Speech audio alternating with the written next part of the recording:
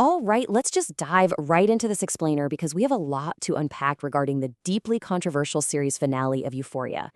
We're looking at a conclusion that took a massive swing, leaving those familiar, neon-lit high school hallways completely behind, and dropping us headfirst into a high-stakes, violent standoff where trauma and survival collide.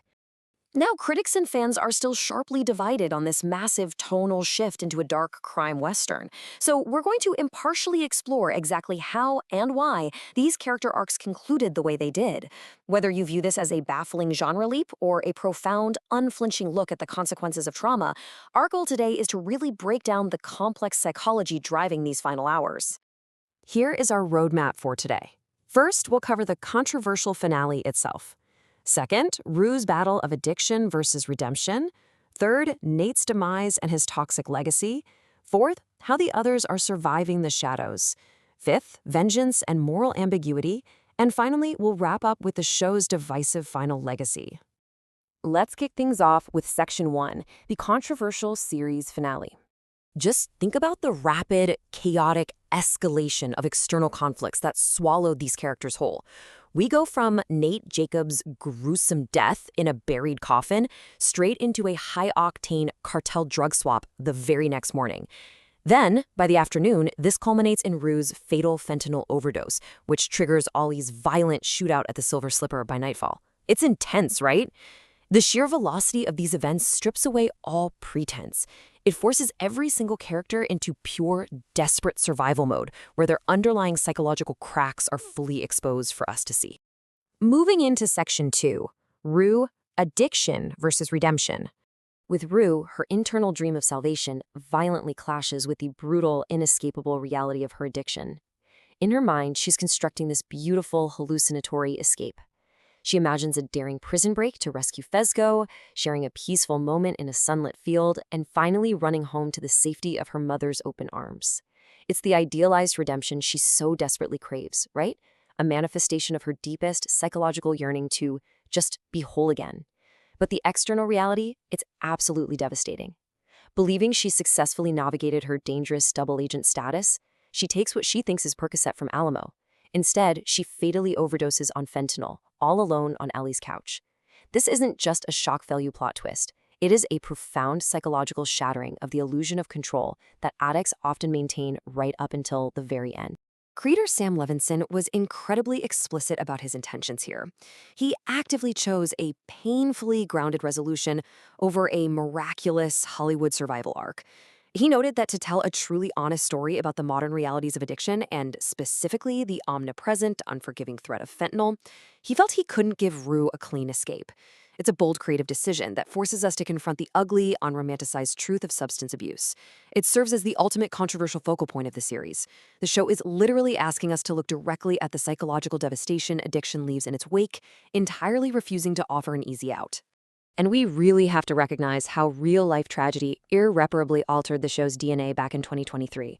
The heartbreaking passing of actor Angus Cloud heavily influenced this final rewrite. Levinson utilized unused footage from Season 1 to craft that moving, hallucinatory final sequence between Rue and Fezco. It transforms what could have just been a plot point into a deeply emotional meditation on grief. It blurs the lines between character and actor, offering a poignant tribute while sealing Rue's fate. This adds an entirely new layer of psychological weight to the finale. It's almost like a real-world mourning period embedded directly into the fiction. That brings us to Section 3, Nate's demise and toxic legacy. So Nate died horrifically, but his psychological grip fundamentally alters the survival tactics of those he left behind, particularly Cassie. Her ending perfectly captures a hollow victory born entirely of trauma. She secures the wealth, the status, and the control she always desired by partnering with Maddie to run an OnlyFans hype house out of her mansion. On the outside, she projects massive, untouchable financial success. But internally, she's completely paralyzed. She cries alone next to a ring light, mourning an abusive husband she has to pretend is simply missing, just to maintain her empire. It is such a chilling picture of external triumph masking profound internal grief. She has built a glamorous prison out of Nate's toxic legacy. Cassie's psychology is completely fractured here. She has literally everything she ever claimed to want, but because it's built on the foundation of Nate's abuse, she is more isolated and emotionally desolate than ever before. Next up is Section 4, Surviving the Shadows. Without Rue and Nate, the remaining characters are forced into some seriously haunting compromises to survive their harsh new realities, and each is paying a severe psychological toll. Take Maddie. She always desired freedom from Alamo's debt, which she does achieve, but at the cost of remaining tethered to Cassie's deeply cynical content house. Her survival becomes completely transactional. Then there's Jules, whose journey was always tied to vibrant expression and love, now relegated to a dialogue-free existence. She is physically well-kept but emotionally trapped as a silent sugar baby, processing her immense grief for Rue solely in the shadows of her painting. She has completely shut down vocally, which is a glaring trauma response to the sheer volume of loss she's experienced. Lexi, however, is the only one who grasps a shred of true independence. She actively rejects the lucrative job Cassie offers her, finally stepping completely out of her sister's shadow to find quiet, contemplative solace in studying the Bible Rue left behind.